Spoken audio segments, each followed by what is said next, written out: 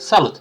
Astăzi vreau să abordăm un subiect controversat și anume cum putem să folosim AFDD-ul, dacă putem să-l punem pe general, pentru că, după cum știți, acestea sunt foarte scumpe, dacă trebuie neapărat să-l punem pe circuit sau, până la urmă, poate renunțăm la această componentă, pentru că, după cum știți, tehnologia este extrem de imatură în acest moment.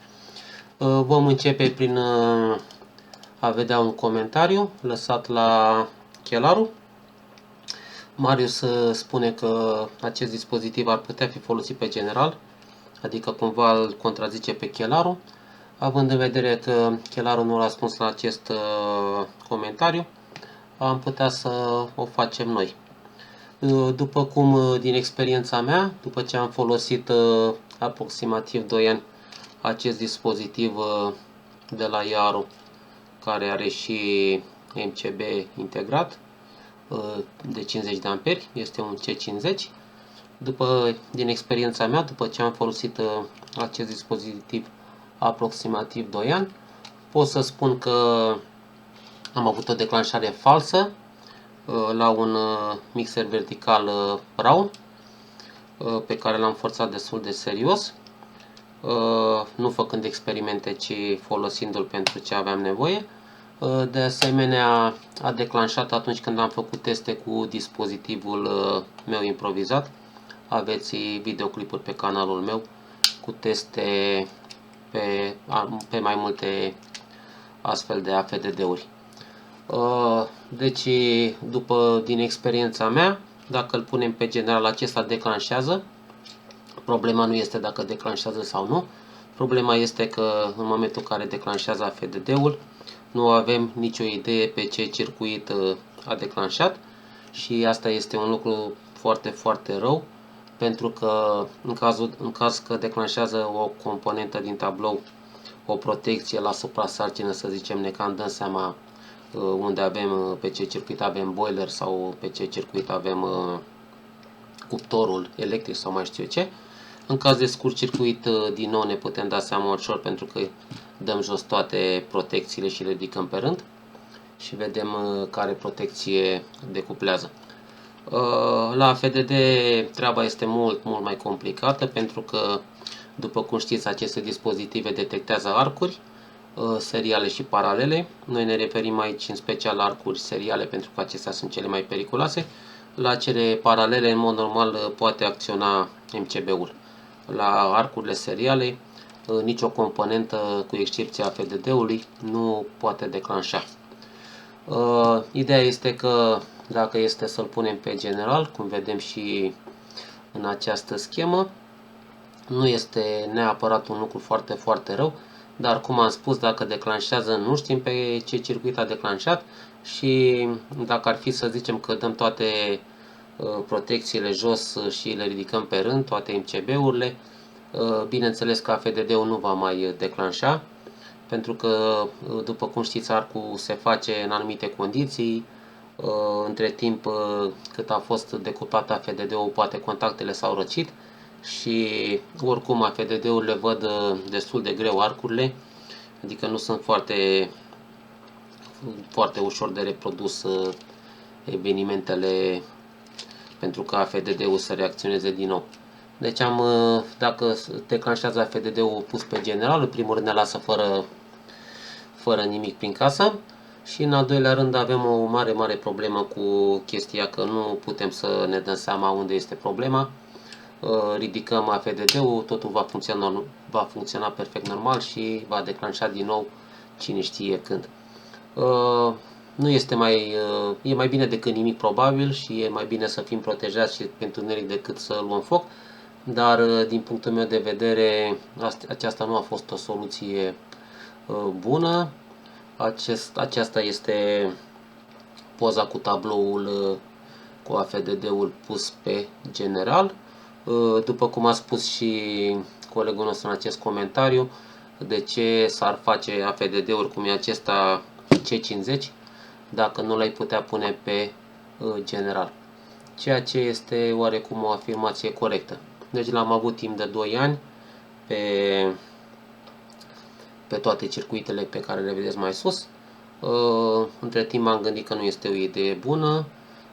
Din ce se vede în tablou, doar lumina este pe acest MCB, este pe aluminiu și acest circuit de priză. Restul sunt dedicate și nu avem niciun fel de probleme de acest gen. Și atunci m-am gândit că mai bine să merg pe a doua schemă. Evident că nimeni nu-și permite să-și cumpere AFDD-uri pentru toate circuitele, nu nimeni, foarte puțini își permit asta. Și ar mai fi și vorba de spațiu pe care îl avem în tabloul nostru electric. În cazul în care stai la casă îți permiți un tablou cât de o jumătate de metru de 1 metru. În cazul în care stai la bloc, un tablou de dimensiunea asta este considerat destul de mare. Am hotărât să trec la această schemă, să-l pun pe circuit și evident am ales să-l pun pe circuitul de prize pe aluminiu și m-am gândit că este o idee mai bună pentru că circuitele dedicate sunt pe cupru și, să zic așa, dimensionate corect. Cel mai problematic ar fi acest circuit. Nu știu ce este prin doze, nu le-am desfăcut, habar n-am ce conexiuni sunt pe acolo, răsucite date cu bandă, nu știu. Și m-am gândit că cel mai bine este să protejez un singur circuit și pe cel mai vulnerabil. Ideea este că a fost un pic complicat, a trebuit să renunț la o protecție, să pun o lumină LED pe care o aveam pe un circuit dedicat pe aceeași MCB cu soneria. Ideea este că am făcut asta, m-am gândit că este mai important să fiu în siguranță. După cum vedeți, acest AFDD are și un buton de test. Este un BES16, AFDD-ul are un buton de test pentru AFDD. Funcționează perfect. Acest AFDD nu are protecție diferențială inclusă. Deci sunt mai multe tipuri de AFDD-uri care au protecție diferențială inclusă și care nu au protecție diferențială inclusă. În general, cam toate au protecție MCB inclusă. După cum v-am spus, AFDD-urile sunt încă tehnologie imatură. Acest AFDD de la IAR-ul l-am testat și a declanșat. AFDD-ul de la Gievis, pe care îl vedeți în această imagine, de asemenea a declanșat la teste relativ ușor. Un AFDD de la Legrand nu a reacționat absolut deloc. M-am chinuit cu el ore, pur și simplu nu a vrut să declanșeze, nici cu contact imperfect în priză, nici cu dispozitivul improvizat, nici cu băgat ștecherul ușor în priză și încercând să produc un contact imperfect. Sub nicio formă nu am reușit să declanșez AFDD-ul de la Legrand. În rest am văzut că declanșează la dispozitive improvizate și eu zic că până la urmă merită undeva la 5, 6, 700 de lei pe circuitele mai problematice. Mă refer aici la prize, la dormitoare, unde mai punem că sunt și obligatorii în acest moment. Ideea este că dacă vrem să punem AFDD pe lumini, pentru că, nu știu, avem mansardă din lemn sau eu știu ceva de genul, trebuie să știm că AFDD-urile în general nu declanșează la amperaj mic, adică undeva sub 2 amperi sunt șanse minime să declanșeze. Cumva sunt aproape inutile să le punem pe lumini pentru arc serial.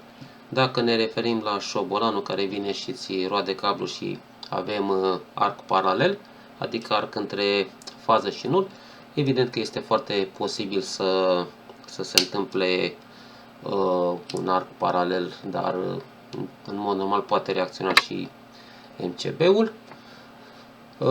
Dar dacă avem bani, este bine să avem AFDD-uri, mai ales în cazul în care avem cabane de lemn sau mai știu ce,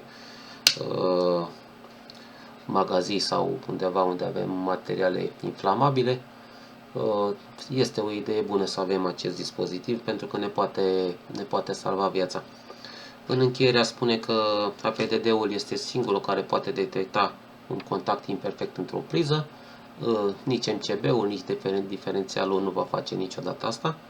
Singurul care poate detecta un arc electric de la un contact imperfect într-o doză sau într-o priză este AFDD-ul, și chiar dacă tehnologia este extrem de imatură în acest moment, pentru a declanșa un astfel de dispozitiv avem nevoie de dispozitive destul de sofisticate, cu un electrod de cărbune și altul de cupră sau mai știu eu ce, în vid, destul de complicat de făcut un dispozitiv omologat pentru testarea AFDD-urilor. Cum v-am mai spus, cu dispozitivul meu improvizat am videoclipuri pe canal. Am reușit să-l declanșez destul de ușor și pe acesta și pe cel de la Gevis, nu și pe cel de la Legrand. Cam atât în acest video. Sper că ne-am lămurit cum putem să montăm acest dispozitiv. După cum v-am spus, putem să-l punem pe general fără niciun fel de probleme, dar acesta probabil că va reuși să declanșeze, dar nu vom ști care este circuitul defect și e destul de complicat să ne dăm seama. De asemenea, ar putea, având în vedere că dacă îl punem pe general, ar putea să vină semnături de la mai multe dispozitive, de la mai multe electrocasnice care au motoare, și atunci AFDD-ul ar putea fi derutat de prea multe semnături de arc și ar putea să declanșeze fals pozitiv sau fals negativ. După cum am spus, sigur că e mai bine să ai AFDD decât nimic, chiar și pus pe general. Eu personal nu am avut declanșări false, în afară de faza cu mixerul vertical, și am fost mulțumit de această componentă. Practic te simți un pic mai în siguranță. Dar, după cum v-am spus, am ales în cele din urmă să îl pun doar pe circuitul de prize pe aluminiu care alimentează dormitoarele, și eu cred că asta este cea mai bună soluție în acest moment. Cum v-am mai spus, dacă aveți bani, este bine să le puneți pe toate circuitele. Până la urmă, cum spunea cineva, casa voastră valorează mult mai mult decât 2, 3, 4 astfel de dispozitive. Acum depinde de ordinea de priorități a fiecăruia dintre noi. Cam atât în acest video. Vă mulțumesc că m-ați urmărit și ne vedem într-un video următor.